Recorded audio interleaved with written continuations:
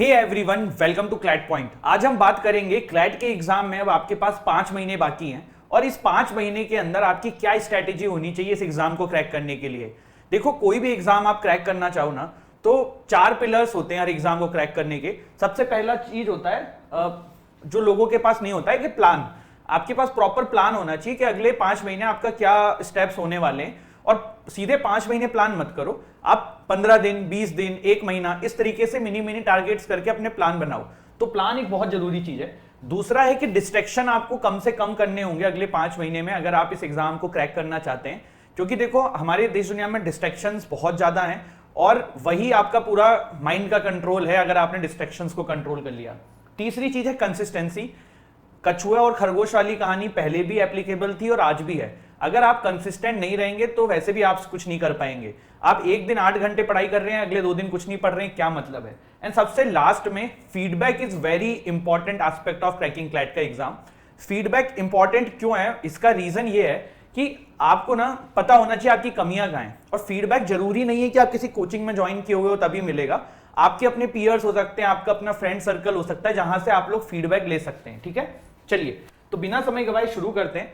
सबसे पहले देखो, हम सब्जेक्ट वाइज बात करेंगे तो करंट अफेयर्स के लिए मेरा एक फॉर्मूला है, आप इसको बिल्कुल फॉलो कर सकते हैं। 2+ वीडियो। तो ये 2+ वीडियो क्या है, देखो आपके पास करंट अफेयर जो आनी है एग्जाम में वो जनवरी, फरवरी, मार्च, अप्रैल, नवंबर तक आनी है। दिसंबर में पेपर है, ठीक है। नवंबर में भी आप 15 डेज का कर सकते हो, बचे हुए 15 डेज नहीं भी करोगे तो भी चलेगा। अब ये जो मंथ है ना, जितने ये मंथ है आपके, आपको इस चीज को समझना होगा कि इस मंथ के अंदर आपको हर महीने की एक करंट अफेयर की मैगजीन करनी, जैसे कि क्लैट पॉइंट की राइज मैगजीन है, आप वो कर सकते हैं। इसके साथ साथ आप कंटेंट को मैच कर सकते हैं एक दूसरी मैगजीन से, किसी भी दूसरे कोचिंग की या किसी भी दूसरे ऑर्गेनाइजेशन की, और जो टॉपिक्स कुछ अलग आपको दूसरे मैगजीन्स में दिख रहे हैं वो आप वहां से कर लें। तो इस तरीके से आप करेंगे तो आपका अच्छा काम चलेगा। दोनों तरफ से आपको चीजें क्रॉस भी होती रहेंगी कि एक जगह पे नहीं हो, 2 जगह से आप डेटा ले रहे हो। और इसके अलावा वीडियो से मेरा मतलब ये कि अगर आप कोई ऑफलाइन कोचिंग में है तो ऑफलाइन कोचिंग की क्लासेस, ऑनलाइन कोचिंग है तो उसकी क्लासेस, प्लस आप यूट्यूब पे बहुत सारे वीडियोस देखते हैं जैसे क्लैट पॉइंट की वीडियोस हैं, तो इस तरीके की वीडियोस को भी आप देख के नोट मेकिंग में यूज कर सकते हैं। ठीक है, तो 6 महीने के लिए आपको करना यही है कि भैया मंथ वाइज 2 मैगजीन्स को पकड़ना है, प्लस हर महीने के 20 से 25 दिन नए मैगजीन्स को पढ़ने में लगाओ, और बचा हुआ जो लास्ट 5-6 दिन है ना, उसको पीछे जितना करंट अफेयर्स आपने पढ़ा उसके रिवीजन में लगाओ। ये बहुत इंपॉर्टेंट चीज है, रिवीजन वाली बात, क्योंकि there is a saying, current affair है बड़ी बेवफा रात में पढ़ो सवेरे सफा। तो जितना रिवाइज करोगे उतना बेटर रहेगा। अब हम बात करते हैं टाइटन बैच की। देखिए, हमारा क्लैट 2025 के लिए टाइटन बैच शुरू हो चुका है और बैच नंबर 11 तभी नेक्स्ट वीक से शुरू होगा। आप चाहें तो इसमें इनरोल कर सकते हैं। 21,999 का ये कोर्स है। इसमें हम आपके घर पे बुक्स भेजने वाले हैं, लाइव क्लासेस हैं, पर्सनल मेंटरशिप है, मॉक टेस्ट हैं, सारी चीजें जो आपको इस एग्जाम को क्रैक करने के लिए चाहिए वो हैं। प्लस अगर आप सिर्फ मॉक्स चाहते हैं तो 3,999 रुपीज में 40+ मॉक्स आपको हमारे मिल जाएंगे पीडीएफ फॉर्म में, जिसको आप प्रिंट आउट निकाल के दे सकते हैं। अब हम बात करते हैं रीडिंग कॉम्प्रेंशन के बारे में। रीडिंग कॉम्प्रेंशन और क्रिटिकल रीजनिंग को मैं पैरेलल रख के एक प्लान बनाया है, तो आप भी उसको समझिएगा उसी तरीके से। P5, P10, P5, P15 formula, ये क्या है। आज अगर आपने 5 पैसेज आरसी के लगाए तो कल आप 10 लगाओ, फिर अगले दिन फिर 5 लगाओ, और उसके अगले दिन फिर 10 या 15 लगाओ। और जिस दिन आप आरसी कम कर रहे हो उस दिन आप क्रिटिकल रीजनिंग ज्यादा करो। समझ रहे हो मेरी बात। इस तरीके से आपको डेली एटलीस्ट मिनिमम 5 से 7 पैसेजेस करने, मैक्सिमम आप अपने हिसाब से बढ़ा सकते हो। और पैसेजेस सिर्फ एक टाइप के नहीं करने, आप बिजनेस एंड इकोनॉमिक्स के करिए, आप साइंस एनवायरमेंट टेक्नोलॉजी के करिए, आर्ट एंड क्रिटिसिज्म के करिए, फिलॉसफी एंड सोशियोलॉजी के करिए। जितने डाइवर्सिफाई करोगे ना अपने पैसेज सॉल्विंग को, उतना आपका बेटर होता जाएगा आरसी। क्योंकि एग्जाम में एक टाइप के पैसेजेस आपको नहीं मिलेंगे, you are going to get different type of RC का पैसेजेस। तो वो चीज बहुत इंपॉर्टेंट है, समझने वाली बात है। इसके बाद अगर आप क्रिटिकल रीजनिंग की बात करें तो P10, P5, P10, P5 वही वाला फॉर्मूला है, उसका रिवर्स। अगर आप उस दिन आरसी के 5 कर रहे हो, इसके 10 करो। और इसमें भी देखो 3 टाइप के क्रिटिकल रीजनिंग के पैसेज होते हैं, डिस्क्रिप्टिव, एनालिटिकल, डेटा ड्रिवन। तो आरसी एंड सीआर के लिए आप बिल्कुल वाइली की जो कैट वाली बुक मैंने बताई थी, नॉट क्लैट, कैट की, क्योंकि उसमें हाई लेवल के पैसेजेस होते हैं, सारे टाइप्स उसमें कवर हो जाएंगे, वो लगाओ। या फिर आपके पास कोचिंग का अपना मटेरियल होगा, जैसे क्लैट पॉइंट की बुक्स हैं, या फिर और किसी कोचिंग में हो तो वहां का जो बुक्स हैं, तो आप उसको लगाइए। और इसमें भी डिफरेंट टाइप के आर्टिकल्स उठाइए, जैसे करंट अफेयर हो गया, humanities, science, social science, economics, business. सबसे ज्यादा मैं जो स्टूडेंट्स को देखता हूं ना, वो इकोनॉमी वाले पैसेजेस में काफी फंसते हैं, क्योंकि टर्मिनोलॉजीज बहुत टफ होती है। तो थोड़ा इसका सॉल्यूशन यही है कि आप नंबर ऑफ इकोनॉमी वाले क्वेश्चंस की प्रैक्टिस कर लो, बेटर रहेगा आपके लिए। ठीक है, इसके बाद देखो क्वांट जो है ना, जैसे एक मूवी के अंदर सपोर्टिंग एक्टर्स होते हैं और उनकी वजह से मूवी बहुत हिट होती है, लेकिन उनका नाम नहीं आता है, नाम आता है एक्टर का। क्वांट के साथ वही है।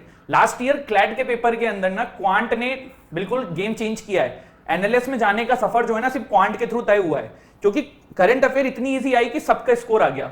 अब बचा क्या, बहुत सारे बच्चे क्वांट की तैयारी करके नहीं आए थे कि हम क्वांट नहीं करेंगे, और इजी पीजी क्वांट थी, जिन्होंने क्वांट किया उनका 10 में से 8, 7, 8, 9 ऐसे ऐसे नंबर आए। एक स्टूडेंट है प्रेम हमारे यहाँ पे, उसका 10 नंबर आया है क्वांट में, एनालिस्ट में हुआ है उसका। तो कहने का मतलब है क्वांट जो है ना इस सपोर्टिंग एक्टर की तरह है, जिसके बिना ये मूवी हिट हो ही नहीं सकती है। तो क्लैट के एग्जाम में क्वांट को करो ही करो, एवरी अल्टरनेट डेज करो। अगर आपकी क्वांट अच्छी है, पीसीएम है 11th 12th में, कैलकुलेशन वाला इशू नहीं है, तो आप कम पैसेजेस कर सकते हो। बट अगर आपके साथ कैलकुलेशन वाला भी इशू है, आप ह्यूमैनिटीज से थे या कॉमर्स से थे, तो भी आप इस पर थोड़ा सोचिए कि कहां दिक्कत हो रही है, तो फिर आप उस नंबर वाइज पैसेजेस को बढ़ाइए, पर क्वांट को इग्नोर मत करिएगा। लीगल रीजनिंग में देखो क्या है कि अब ना बीएनएस जून से एप्लीकेबल हो जाएगा, तो मर्डर वही रहेगा, कल्पेबल होमिसाइड वही रहेगा, लेकिन कुछ सेक्शंस चेंज होंगे, थोड़ा बहुत चीजें चेंज होंगी। तो इसके लिए आपको न्यू बीएनएस का बेसिक नॉलेज होना चाहिए।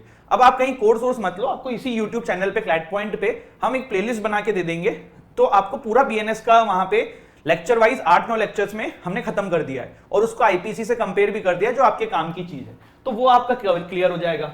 डेली 8 से 10 पैसेजेस लीगल के करिए एंड डिफरेंट डिफरेंट टाइप के करिए। वन कॉन्सेप्चुअल टाइप जिसमें टॉर्ट, कॉन्ट्रैक्ट, बीएनएस का आप उठा रहे हो, दूसरा आप current affair based, legal current affair based उठा रहे हो। तो इस तरीके से आपको लीगल की भी पैसेजेस में डाइवर्सिफिकेशन करना होगा, वो बहुत जरूरी है। नहीं करोगे तो बाद में दिक्कत में फंसोगे, समझ रहे हो मेरी बात। इसके बाद तो मतलब ये है आपको मल्टीपल सोर्सेस को अवॉइड करना है। देखो मल्टीपल सोर्सेस करने में होगा क्या, आप कहीं के नहीं रहोगे। There is a very famous saying कि मुझे तुम्हारे उस 1000 मूव से खतरा नहीं है जिसकी प्रैक्टिस तुमने एक बार करी है, मुझे तुम्हारे उस एक मूव से खतरा है जिसकी प्रैक्टिस तुमने 1000 बार करी है। तो आपको यही समझना है, आपको कंटेंट अपने पास कम रखना है, लेकिन उसको नंबर ऑफ टाइम्स रिवाइज करना है कि आपको वो आए। तो मल्टीपल सोर्सेस से बचो। प्लस मॉक स्ट्रेटेजी ना आपकी ऐसी होनी चाहिए जैसे हम लोगों की मम्मियां सब्जी लेने जाती हैं। कैसे, एक सब्जी आपके घर में सबसे ज्यादा खाई जाती है, उसको सबसे ज्यादा लेते हो, तो ऐसे एक कोचिंग का मॉक आप जो सबसे ज्यादा पसंद करते हो वो देते रहो, वो रेगुलर बेसिस पे दो। इसके अलावा कुछ कुछ और सब्जियां भी बीच बीच में लो, दूसरे दूसरे कोचिंग्स के भी मॉक्स दो। तो 2 से 3 कोचिंग्स के मॉक आप पकड़ सकते हो, जिसमें एक के सबसे ज्यादा दोगे, बाकी के 15 दिन, 20 दिन, 25 दिन में एक मॉक दोगे। इसके अलावा जो ऑल इंडिया ओपन मॉक्स होते हैं आप वो भी दे सकते हैं। तो ये आपको जरूर करना है। प्लस मॉक एनालिसिस बहुत जरूरी है। मॉक टेस्ट को ओएमआर में ही दो, 2 घंटे एग्जाम लाइक कंडीशन बना के दो, ये सारी चीजें आपको समझनी होंगी।